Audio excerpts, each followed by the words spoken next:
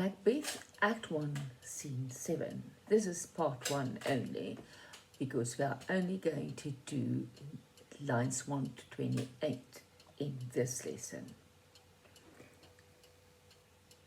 Mrs. Buerta compiled this PowerPoint, so I would like to express my gratitude to her for that.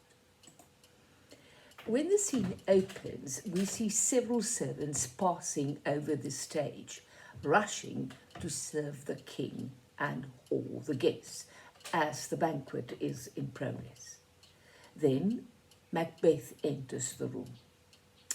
He has left the banquet in order to be alone. In Macbeth's soliloquy, he reveals his conflicting thoughts about murdering Duncan. Remember soliloquy, when the actor is alone on stage and he expresses his thoughts and feelings for the benefit of the audience. We'll first read Act 1, Scene 7, lines 1 to 7. If it were done, when it is done, then it were well it were done quickly. If the assassination could trammel up a consequence and catch with his surcease success, but this blow might be the be-all and the end-all here. But here, upon this bank and shoal of time, we would jump the life to come. Now, I hope you already noticed the short sentences, the awkward pauses, the heavy stresses, the incomplete sentences and broken rhythms throughout this soliloquy to indicate Macbeth's tortured frame of mind. You can see he is battling with this decision, and it's not an easy decision to make. If it were done, when it is done, then it were well, it were done quickly. It is as if Macbeth cannot name the deed to be done, and therefore he opts for using the pronoun it, if it were done. He doesn't state directly that this is the murder that he's talking about. He can also not directly admit to the necessity of the murder, but uses if sentences to deliberate about the deed. There is, however, a progression in his thoughts. At first, the deed is mentioned as something that might be done. Not necessarily done, just might be done, if it were done. But then Macbeth goes on to think about when it is to be done, and from there, how it should be done. He says, if it were. Quick language lesson. Remember, this is a conditional. The second time,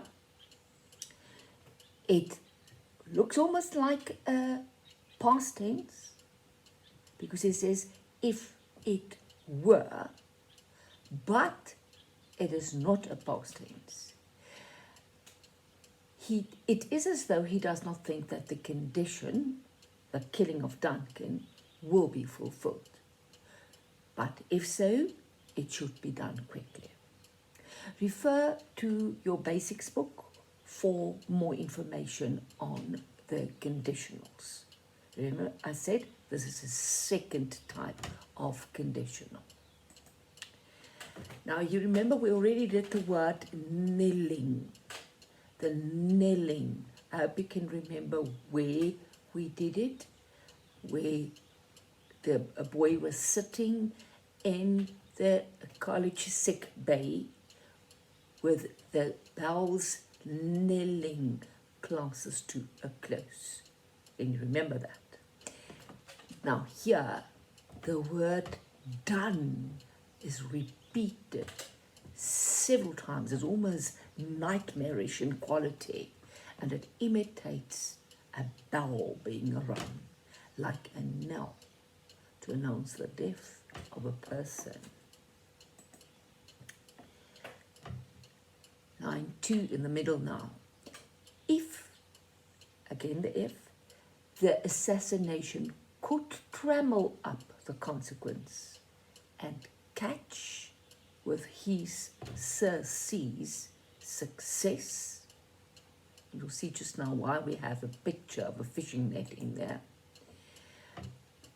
In effect, Macbeth says that if the murder, the assassination, could catch up the consequences, all the consequences that can follow on a murder, and achieve success. And what would the success be?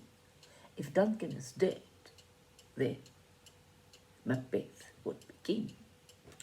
And achieve success with Duncan's death, then it would be a good thing to do it quickly. Now take note, the murder is called an assassination, which indicates Macbeth's awareness of the evil involved, that this would be treason against the king. Look at the consonants here, the repetition of the S sounds, or if you want to, the repetition of the sibilants. In other words, the repetition of all the hissing sounds together.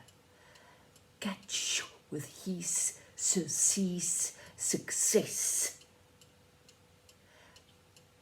That repetition becomes almost unbearable and reminds one of the hissing of a snake, which is again associated with evil. It also links the idea of assassination to it having consequences. To Duncan's death, surcease, and the possibility of success. That but this blow might be the be-all and the end-all here. But here, upon this bank and shoal of time, which jump the life to come. This blow, line 4, the killing of Duncan, might be the be-all and the end-all. In other words, nothing will follow on it. But here, line 6, upon this bank and shoal of time, life is seen as a strip of narrow land in the eternity of time. So our period of life is only this bank and shore of time. So, what does he say?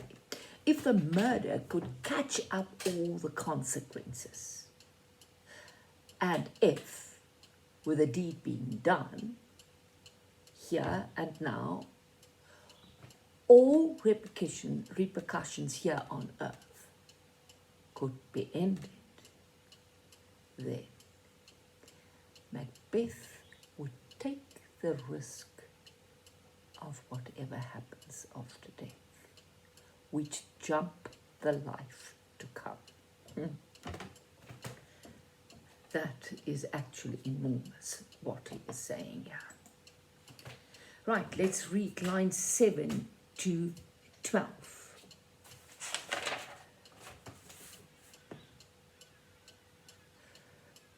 But in these cases, we still have judgment here, that we but teach bloody instructions which, being taught, return to plague the inventor.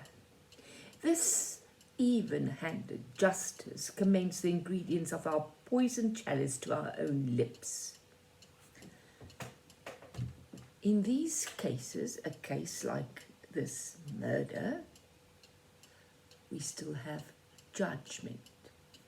In other words, we are judged for our decisions. It's free will. We're not forced to do this. Macbeth realizes, in other words, that unfortunately, we are still held responsible for our actions here on earth. those who commit murder, Macbeth realizes, are unfortunately repaid in kind for their own crimes. In other words, they teach bloody instructions. They give instructions on how it should be done.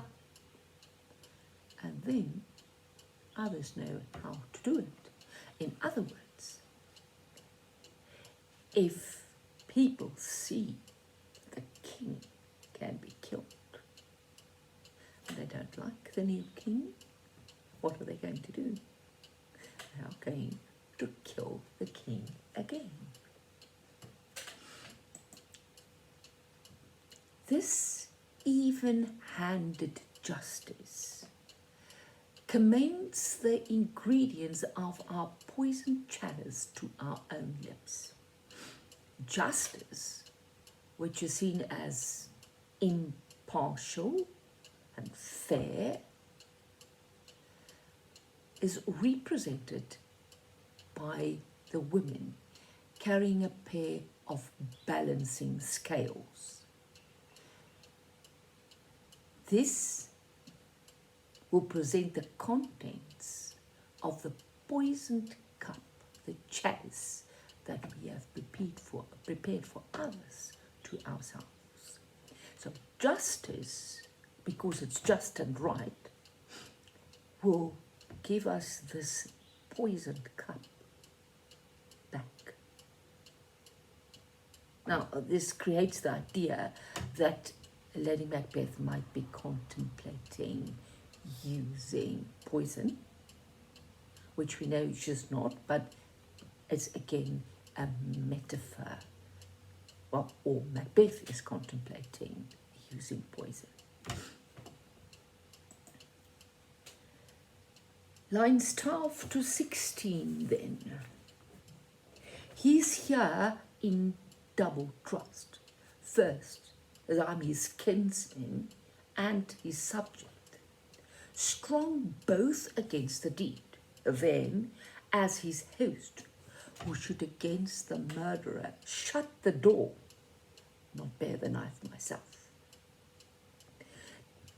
Duncan trusts Macbeth completely, and he actually has two reasons for that. First of all, he, Macbeth, is Duncan's relative and his subject. And Macbeth sees that as one reason. His relative, his kinsman, his subject. Duncan is his king, he rules over him. Also, he, Macbeth, is his host. And what are the responsibilities of a host? Apart from making the person comfortable, he's also responsible for the safekeeping of his guest. So these are both strong reasons for not committing the deed. He should not bear the knife myself, he says. He should shut the door, he should protect his guest, he should not be the one carrying the knife. You see here again the idea of the knife as a murder weapon.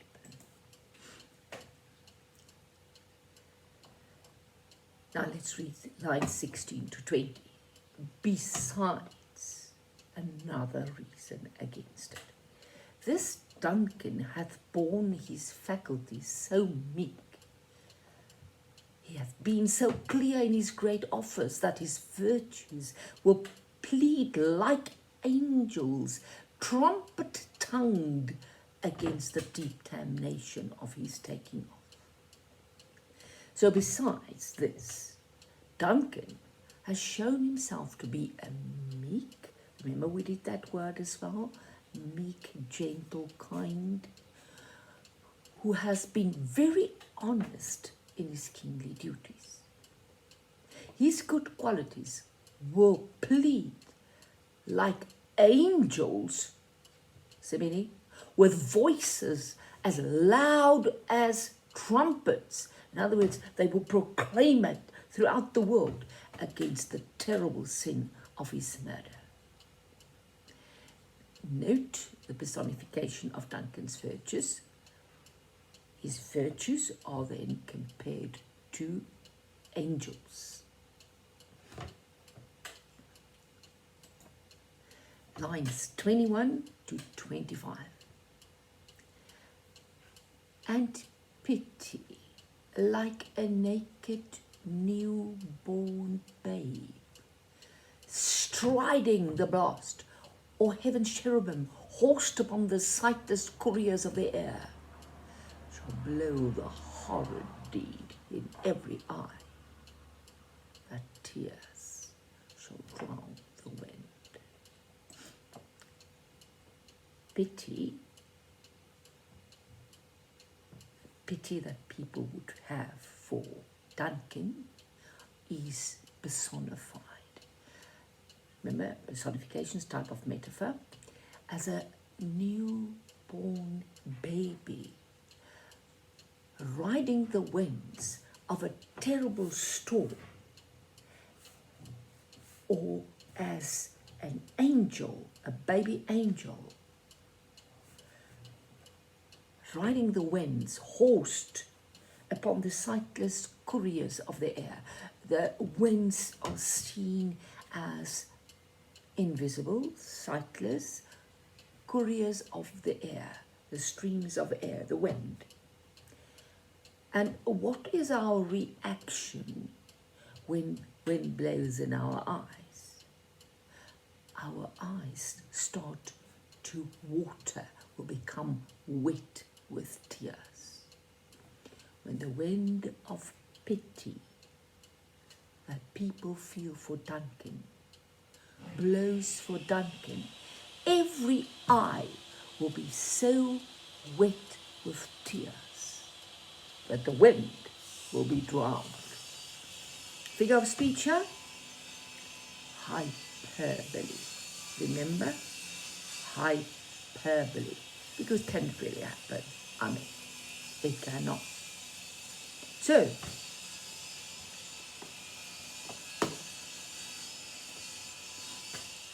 lines 25 to 28. I have no spur to prick the size of my intent, but only vaulting ambition, which overleaps itself and falls on the other. I have no spur to prick the sides of my intent. This is a metaphor. Think now. The spur that a rider uses to kick the sides of his horse. We spoke about this before. It is to prompt him to run faster, to give him an incentive to run faster. Now he says, I don't have any spur to prick the sides of my intent. The intent then, a metaphor, a horse, that is then his intention of killing Duncan. But the only thing, in other words, there's no reason to kill Duncan. He is not an awful king. The Scottish people do not have to be saved from him. But only vaulting ambition.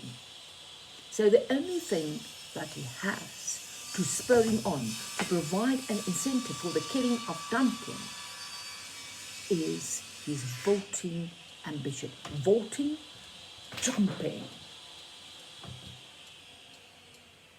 Now, he says, and this may be that he will overleap himself and fall on the other side of the horse.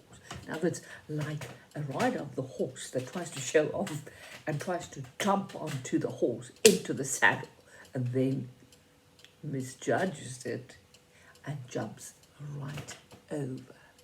So it says he has no reason or strong motive to encourage him, but only ambition.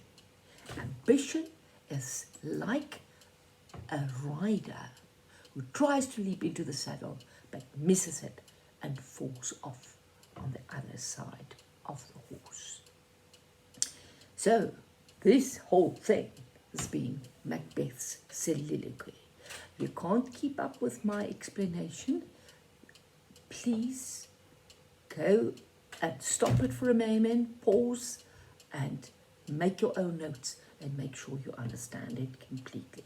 This is a very important soliloquy. So, keep calm and love Macbeth. We will continue with this lesson with the rest of Scene 7.